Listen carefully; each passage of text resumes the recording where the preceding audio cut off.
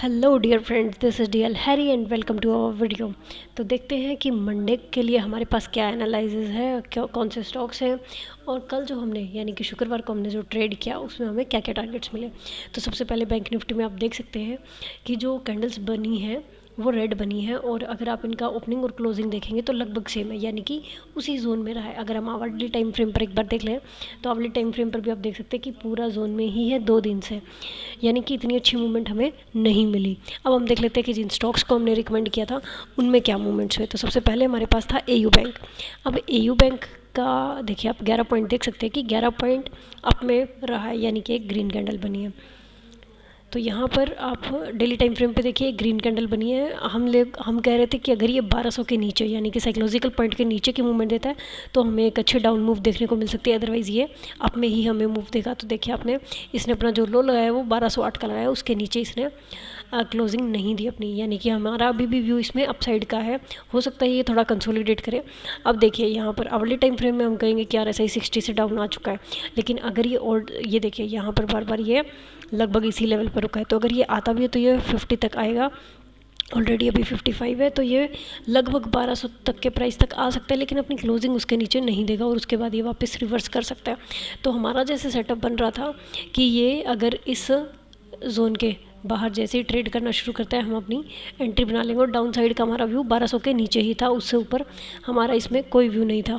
तो यहाँ पर आप देख सकते हैं कि इसने ओपनिंग ही यहाँ पर दी और उसके बाद इसका अगर आप ओपनिंग और लो देखेंगे तो सेम था, इसीलिए हमारी एंट्री इसके स्टार्टिंग में ही बन जाती है। तो हमारी एंट्री 1212 से 1213 के बीच में कुछ पॉइंट्स में हो गई थी और हमारा जो फर्स्ट टारगेट मैंने कहा था कि आपको इस कैंडल के आसपास मिलेगा, यानी कि 1228 के आसपास।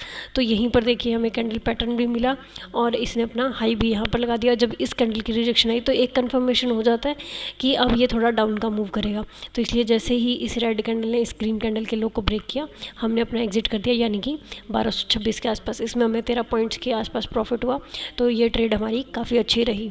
उसके बाद आप और इसमें अगर आप अपना एसएल भी देखेंगे तो देखिए 1213 पे हमारी एंट्री हुई थी और हमारा एसएल 1200 पूरा रहता है या उसके थोड़ा सा नीचे।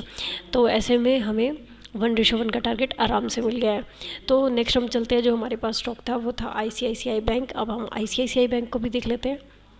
अब देखिए हमने आपको एनालाइज जो किया है वो हमने किया है आवरली टाइम फ्रेम पे। अगर आप आवरली टाइम फ्रेम में कंफर्टेबल नहीं है तो आप 15 मिनट के टाइम फ्रेम में भी कर सकते हैं, जैसा कि हमने आईसीआईसीआई बैंक में हम देख सकते हैं। देखिए एक रेड कैंडल बनी है और ज़्यादा अच्छी नहीं बनी, तो आवरली टाइम फ्रेम में हमने इसमें क्या देखा। अब देखिए आवरली टाइम फ्रेम में हम देखेंगे इसकी ज़्यादा अच्छी मूवमेंट नहीं हुई। हमें था कि ये 704 के लेवल को अगर क्रॉस करता है तो उसके बाद हम अप साइड का मूवमेंट लेंगे, और अगर ये इस रेड कैंडल का डाउन साइड में ब्रेक करता है यानी कि 700 के साइकोलॉजिकल लेवल को ब्रेक करता है तो हम डाउन साइड का मूवमेंट लेंगे। तो इसमें ऐसा दोनों ही तरफ नहीं हुआ, इसने ओपनिंग ही अप में दी और फिर डाउन साइड की मूवमेंट करी और फिर ये ग्रीन कैंडल बननी शुरू हुई जिसने अप साइड की मूवमेंट तो की लेकिन रिजेक्शन लेकर वापस इसी के आसपास आकर क्लोज हो गई और फिर इसने डाउन साइड की मूवमेंट दी। अब इसको आवरली टाइम फ्रेम में समझना थोड़ा डिफिकल्ट हो सकता है, क्योंकि अगर आप इस लो के ब्रेक होने का वेट करें और इस कैंडल पर अपनी एंट्री बनाएं तो यहाँ तक का आपको बिल्कुल छोटा सा मूव मिलेगा जिसमें आपका एसएल काफ़ी बड़ा हो जाता है। तो आप इसको क्या करें, आप 15 मिनट के टाइम फ्रेम पे आइए। 15 मिनट के टाइम फ्रेम पे आपको सेम कैंडल पैटर्न पे अच्छी एंट्री मिल जाती है। ये देखिए पहले इसने डाउन साइड का मूव किया, ओके आप इसको छोड़ सकते हैं। फिर जब आपको दिख रहा है कि इसने इस कैंडल के हाई को ब्रेक कर दिया है तो अब आपका पहला टारगेट पहला तो यही निकल कर आएगा। तो आप अगर अपनी एंट्री यहीं बना लेते तो पहला टारगेट आपका ऑब्वियसली है।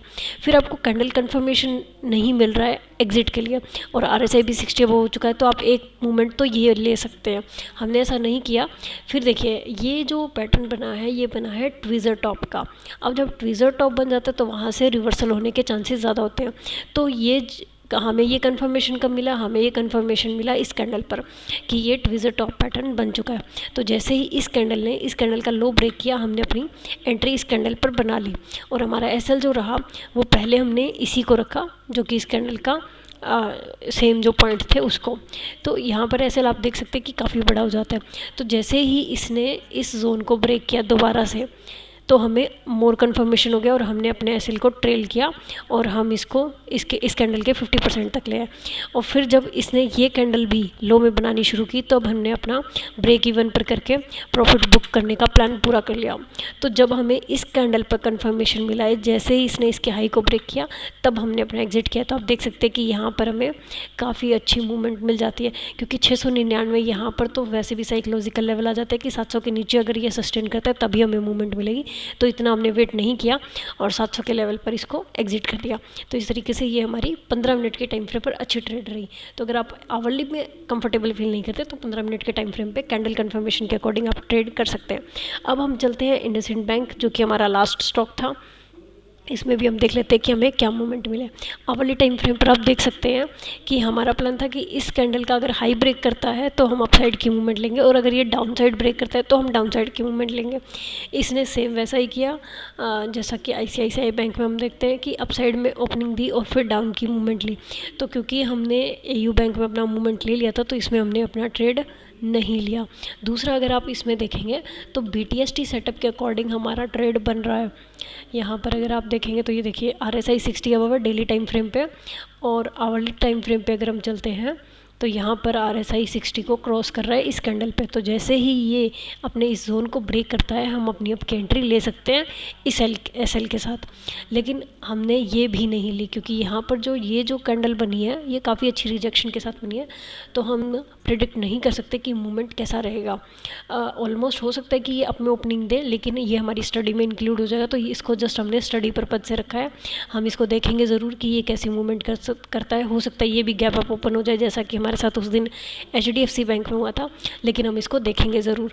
तो ये हमारी स्टडी में इंक्लूड रहेगा कि अगर ऐसा कैंडल पैटर्न बनता है तो ये कैसा मूव करता है, क्या ये हमें BTST ट्रेड देता है अच्छी या नहीं देता। इसके अलावा जो स्टॉक्स हम मंडे को देख सकते हैं उन पर आते हैं। सबसे पहले हमारे पास जो स्टॉक्स हैं उसमें सबसे पहला है HDFC बैंक। तो HDFC बैंक को हम देख लेते हैं। पहले डेली टाइम फ्रेम पे चलते हैं। डेली टाइम फ्रेम पे देखिए आप डाउन साइड की कैंडल बन रही है और एक अच्छे लेवल पर है। यहाँ पर हो सकता है कि ये सपोर्ट ले ले, क्योंकि RSI 60 डाउन कर चुका है और हमें यहाँ पर एक ये RSI का डाइवर्जेंस भी काफ़ी अच्छा दिख रहा है। तो ये हो सकता है कि डाउन मूव भी करे। आवरली टाइम फ्रेम पर चलते हैं कि हमें किस तरीके का मूव इसमें लेना है। अब ये देखिए, ये जो लास्ट की कैंडल बनी है, अगर ये अपना लो ब्रेक करता है, यानी कि साइकोलॉजिकल लेवल जो है 1600 का, अगर ये इसको ब्रेक कर देता है तो हमें इसमें कम से कम 15 पॉइंट की मूवमेंट देखने को मिल सकती है, जो कि लगभग ये मान के चलिए आप 1585 तक आ सकता है या 1590। पहले हम 10 पॉइंट का ही टारगेट रखेंगे कि 1590 तक का हमें टारगेट मिल जाए, जो कि ये स्विंग है। तो और इसी तरीके से अपसाइड में जैसे ही अपने 1607 के लेवल को ब्रेक करेगा तो हमें ये पहला जो टारगेट देगा वो 1617 तक देने के चांसेस हैं। तो इस तरीके से हमें जैसे ही इस कैंडल का हाई या लो ब्रेक होगा हमें 10-10 पॉइंट के टारगेट मिलने के चांसेस है, और हमारा SL में 7 रहेगा। तो वो 1 से थोड़ा सा ज़्यादा होगा रिस्क रिवॉर्ड हमारा, तो हम इसको ट्रेड कर सकते हैं। नेक्स्ट हमारे पास जो स्टॉक है वो है कोटक बैंक। कोटक बैंक को भी हम एक बार देख लेते हैं। ये देखिए, कोटक बैंक जो है डेली टाइम फ्रेम में एक तरीके से एक पिरामिड शेप बना रहा है, या आप इसको ट्राइंगल शेप भी बोल सकते हैं। ट्राइंगल भी नहीं कहेंगे हम इसको हम माउंटेन शेप ही बोलेंगे। ये देखिए, इस तरीके की शेप यहाँ पर हमें मिल सकती है इस तरीके से, लेकिन पूरे चांसेस नहीं है। तो हम इसको आवरली टाइम फ्रेम पर ही देखेंगे कि ये किस तरीके की मूवमेंट करता है।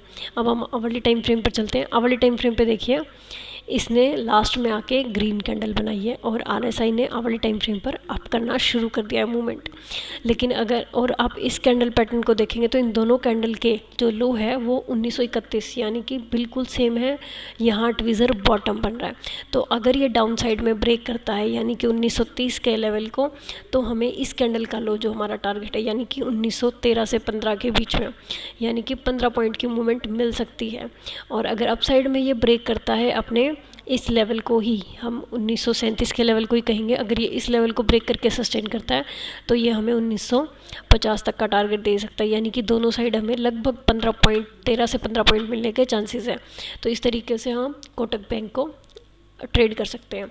इसके अलावा मेरे पास 1-2 और स्टॉक्स हैं जिनको हम अपने लर्निंग पर्पज़ से रखेंगे। उन्हें हम सिर्फ देखेंगे, ट्रेड नहीं करेंगे। अगर आप चाहे रिस्क ले सकते हैं तो आप उनको ट्रेड भी कर सकते हैं। उनमें हमारे पास है एक्सिस बैंक, ये जस्ट लर्निंग पर्पज से है। एक्सिस बैंक को आप देख सकते हैं, अगर आवरली टाइम फ्रेम में हम जाते हैं तो आपको ये ज़्यादा अच्छे से समझ में आएगा। ट्रायंगल ये देखिए, यहाँ पर ये काफ़ी अच्छा ट्रायंगल बन रहा है। अब अगर ये इस जोन को ब्रेक करता है, इसकी मूवमेंट अगर हम ड्रॉ करें तो कुछ इस तरीके की है। ये देखिए इस तरीके से है ये, तो हो सकता है ये इस तरीके से मूवमेंट करे, तो हम वेट करेंगे कि ये कब ब्रेक करता है। और अगर ऐसा नहीं करता तो हो सकता है कि ये इस तरीके से ब्रेक करे या डाउन साइड आके इस तरीके से ब्रेक करे। तो जिस भी तरफ ये ब्रेक करेगा हम उसी तरफ की एंट्री लेने की कोशिश करेंगे, या फिर जस्ट स्टडी करेंगे कि ये किस तरीके से मूवमेंट करता है। तो ये था एक्सिस बैंक हमारी स्टडी के लिए। नेक्स्ट हमारे पास जो एक हमने इंडसइंड बैंक को ऑलरेडी स्टडी कर लिया है, क्योंकि वो हमारी कल के ट्रेड में भी था इसीलिए। और उसके अलावा जो है वो है बंधन बैंक। अब बंधन बैंक में आप अच्छी खासी मूवमेंट देख सकते हैं। एक अगर पूरा हम पैटर्न देखें तो एक कप पैटर्न है पूरा का पूरा जो बंधन बैंक ने बनाया हुआ है। ये देखिए ये पूरा कप पैटर्न बन रहा है। तो अगर ये इसी पैटर्न को फॉलो करता है तो यहाँ पर हमारे पास जो ये हाई है, ये देखिए इसी के आसपास आकर रुका है।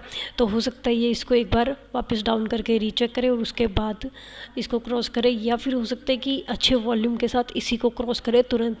तो हम देखेंगे कि इसमें किस तरीके का मोमेंटम आता है। अगर वीकली चार्ट पर हम बात करें तो वीकली चार्ट पर अभी RSI ने 60 को क्रॉस किया है। डेली टाइम फ्रेम पर अगर आप देखें तो ये एग्जॉस्ट हो चुका है, और आवरली में अगर हम जाएँ तो यहाँ पर ये काफ़ी एग्जॉस्ट होकर सस्टेन करना शुरू कर चुका है। तो अब हम इसमें सिर्फ ये देखेंगे कि इसमें मूवमेंट कैसी होती है। 15 मिनट के टाइम फ्रेम पे भी देख लेते हैं, इसने काफ़ी डाउन कर दिया है।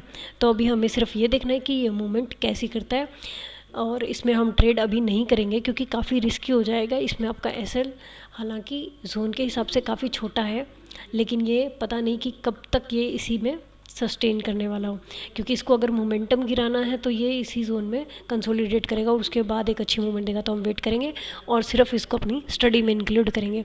तो आज के लिए इतना ही फ्रेंड्स, मिलते हैं नेक्स्ट वीडियो में। Thank you so much and good night.